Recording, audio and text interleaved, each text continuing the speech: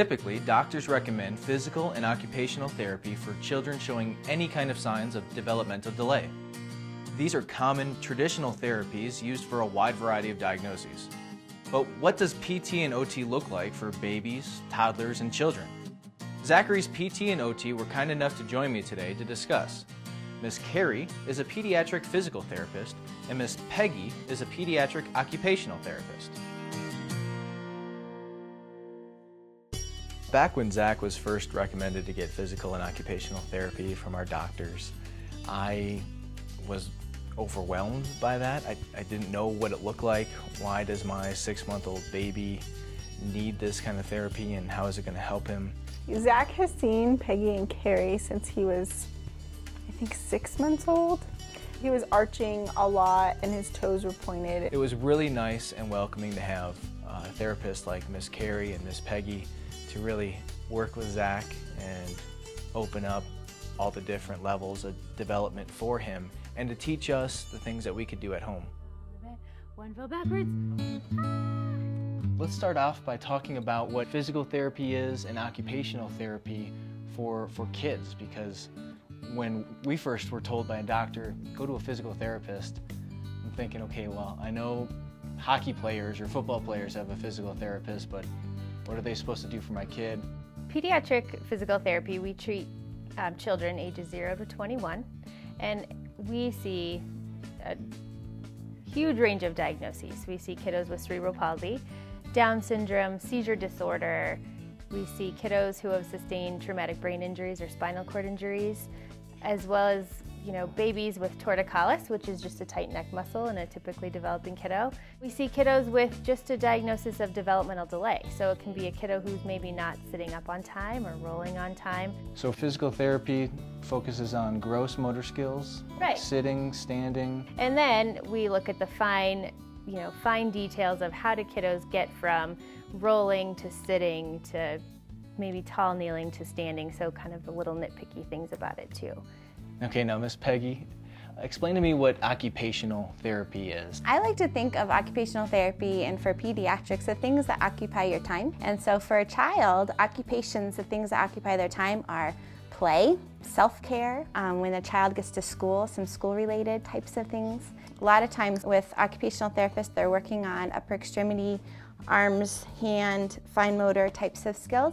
And as kids maybe have delays in those as well, we get pulled in to help fine-tune those. You might have a child that is, again, working on grasping utensils that maybe they're having some trouble with self-eating when they're about anywhere from 9 months to 14 months, 15 months, something like that. And so you might pull an OT in for that, or fine motor skills and picking things up off the floor or off of a tray or something for eating. What is the developmental chart? Usually when you have your first baby, you're just overloaded with pamphlets and information, and sometimes it's like this big ruler-looking thing that says at 1 month the child's going to do this, that, or the other thing, going all the way up to maybe even 5 years for some kids. So what is that developmental chart? It's basically a guideline for how normal or typical development, as we were made to grow and change with our bodies. It gives us a chance to look at that and to say, okay, our bodies should be able to, around 6 months, be able to sit up on their own. And around 12 months, 13 months, start walking. But it helps as a therapist and in the healthcare field to be able to say, there might be a cause of concern, and let's just kind of monitor this particular thing and see if we can maybe direct them to therapy to help them get caught up or meet where they need to be. And we also don't want it to stress out families, because a lot of different factors can play into each kiddo. Parents raising children with special needs shouldn't throw out the developmental chart, no. Even though that's what you and I did. You can throw it out, absolutely. Yeah, but it's kind of nice to look at that, even when in a kiddo like Zach, because you can say, gosh, we've worked on our tall knees for a long time during play. What next thing could we start to work on with him? We're getting kind of bored in these positions. And you can pull that chart out and say, well, maybe next we're going to work in different standing positions, because that is what sort of the next steps are.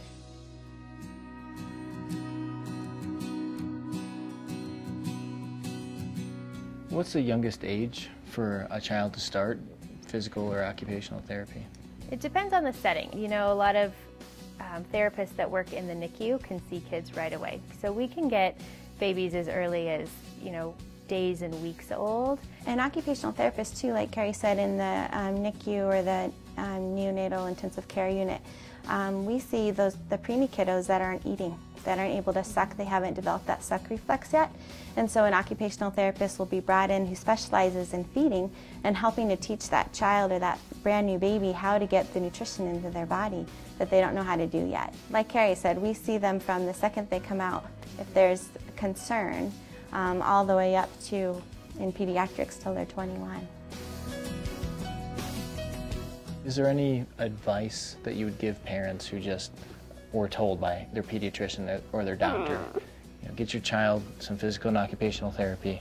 I would instantly write down all the questions you have, because hopefully within a couple minutes of talking to us and asking us questions, we can calm you down and make you feel better, because a lot of things you hear, especially if you Google things on the internet, you usually find the worst case scenario. Definitely it's normal to be nervous, but write down all of your questions and hopefully we can make you feel better and give you a clear picture of what we're going to do for your kiddo. See, and Zach loves it. He does. I love coming to therapy because that gives Zach one-on-one time for a full hour, and he gets that play time. He loves it. It was important for me to talk with Miss Carrie and Miss Peggy for one of our Exceptional Family TV episodes to really unpack and get all the information about what pediatric physical and pediatric occupational therapy looks like, because there's so many parents out there who are going to be recommended these therapies as just your basic first therapies to go to. Oh, I've learned so much from having Zach go to physical and occupational therapy. It becomes almost a safety net where if you have any questions or you're wondering, should my child be doing this or should they do this, instead of having to figure it out on my own, I had the therapist to give me tips and pointers. What Carrie and Peggy have taught us is that it can be fun. You can make your playtime at home be therapy time. It's good family time, and you're working on important developmental skills for your child. In the weeks to come, Exceptional Family TV will follow up with Miss Carrie and Miss Peggy for demonstrations on at-home stretches and exercises for your kiddos.